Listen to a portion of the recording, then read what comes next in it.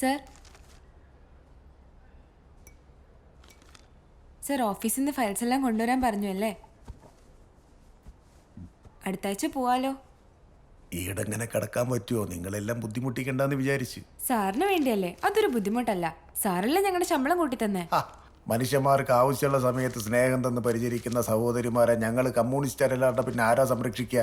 എന്റെ വീട്ടിലെ ആരൊക്കെ ഉണ്ട്? അമ്മ മാത്രമേ ഉള്ളൂ സർ.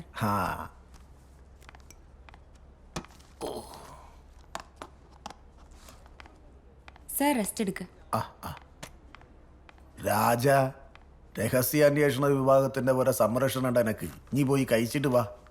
രഹസ്യാന്വേഷണവും പോലീസ് പ്രൊട്ടക്ഷനും ഒക്കെ നേരത്തെ ഉണ്ടായിരുന്നല്ലോ. എന്നിട്ട് ഇപ്പം എന്തായി? എൻ്റെ കണ്ണൊന്ന് തെറ്റിപ്പം കാര്യങ്ങൾ ഇങ്ങനെയൊക്കെയായി. രാജിന്റെ പ്രൊട്ടക്ഷൻ അതൊന്നും വേറെയാ.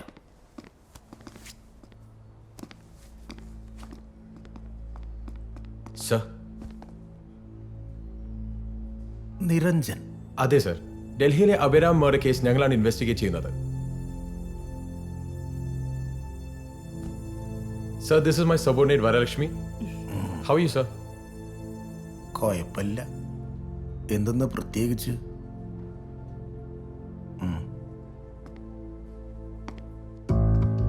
So we found some sort of connection between Abera murder case and the murder attempt on you.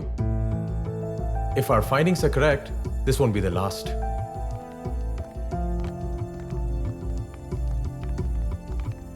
So shall we?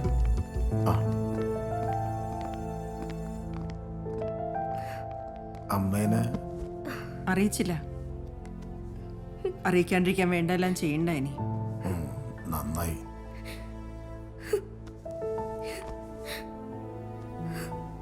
എന്താ ചെറിയ കുട്ടിയാ, എന്തിനെങ്ങനെ കരയുന്നു? അച്ഛൻ ഈ പദവി വേണ്ട, രാജിവെക്ക്. എന്തെന്നാ മോളെ നീ പറയുന്നത്?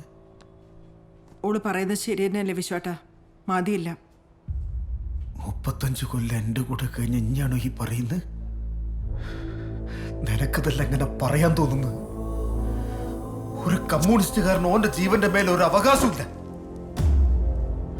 മറ്റുള്ളവന് വേണ്ടി ജീവൻ കളയുന്നവനാ കമ്മ്യൂണിസ്റ്റുകാരൻ.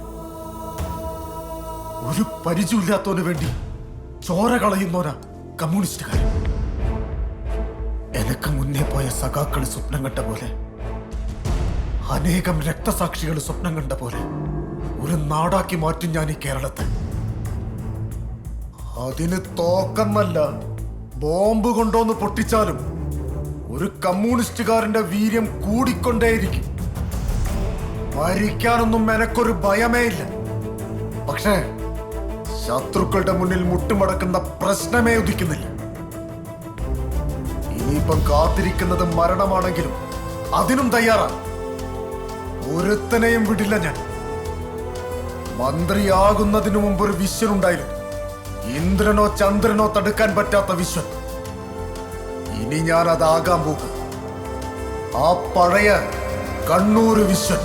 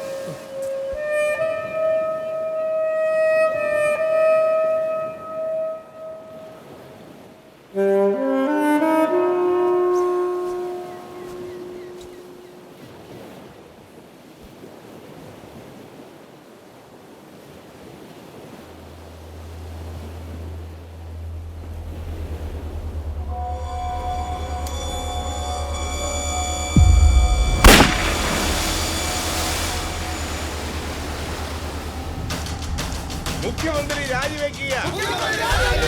മോനിച്ചൻ MLA-യുടെ കൊലപാതകളെ അറസ്റ്റ് ചെയ്യുക.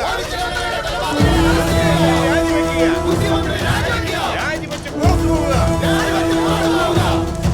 കണ്ണൂർ വിശ്വം മുർദാബാദ്. മുഖ്യമന്ത്രി രാജിവെക്കുക.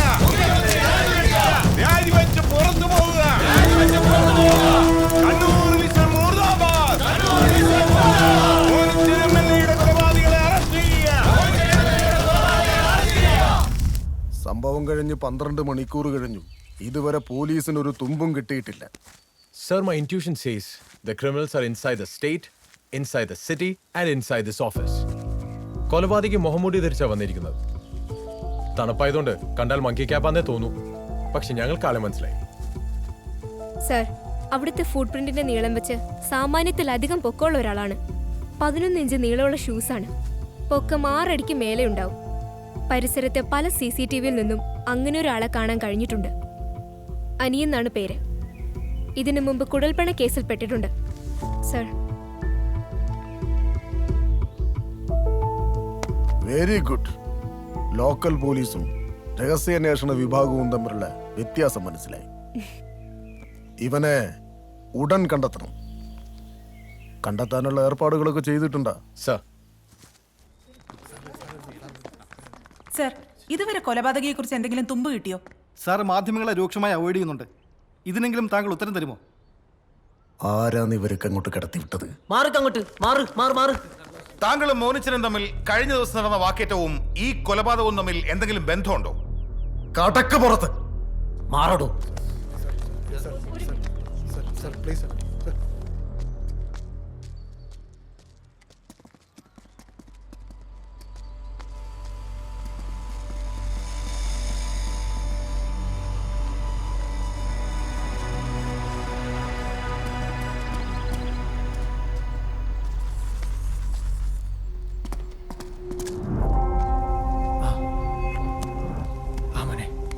ചെല്ലേ.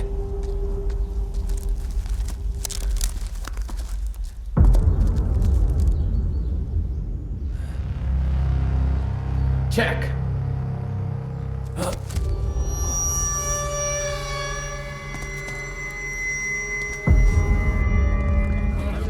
മോനിച്ചൻ MLA വധത്തിലെ യഥാർത്ഥ പ്രതി നിങ്ങൾ തന്നെയാണോ? മറ്റൊരാളെ പെടുത്താതിരിക്കാനായി നിങ്ങളെ കഴിവാക്കിയതാണോ?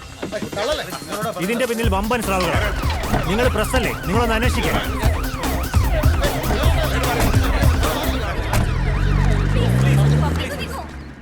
അഹങ്ങ കഴിച്ചു തുടങ്ങിനാ? ദാ, നിനക്ക് ഇഷ്ടായത് കഴിക്ക്. വിശ്വട്ടാ, അമ്മ വിളിച്ചിട്ടേട്ടാ. അടുത്ത ആഴ്ച പോവാ. മോനെടുത്തു. ആഹാ, അപ്പൊ മോനെ മാത്രം മതിയോ? ഓൻ കഴിച്ചിട്ട് പുറത്തു പോയിനി. ഇന്നലെ ഓഫീസിൽ പോയപ്പോ എല്ലാ കാര്യങ്ങളും നടന്നു. സാധാരണ 100 നടത്തിപ്പ് നടത്തിക്കുമോ? ജീവനക്കാർക്ക് ജോലി ഭാരം കൂടും, ശമ്പള വർധന ആവശ്യമാണ്. മന്ത്രിയുടെ പരിഷ്കാരങ്ങൾ കേരളത്തിന് മുഖച്ഛായ മാറ്റി. ഇപ്പോൾ കിട്ടിയത് മോനിച്ചന്റെ കൊലപാതകി അനിയുടെ വെളിപ്പെടുത്തൽ. മോനിച്ചൻ MLAയുടെ വധത്തിന് പിന്നിൽ മുഖ്യമന്ത്രി വിശ്വൻ എന്ന് അനി. തമ്മിൽ ബദ്ധവൈരികളായിരുന്നു മോനിച്ചനും വിശ്വനും. 2 വർഷമായി ഗൂഢാലോചന എന്ന് അനിയുടെ വെളിപ്പെടുത്തൽ.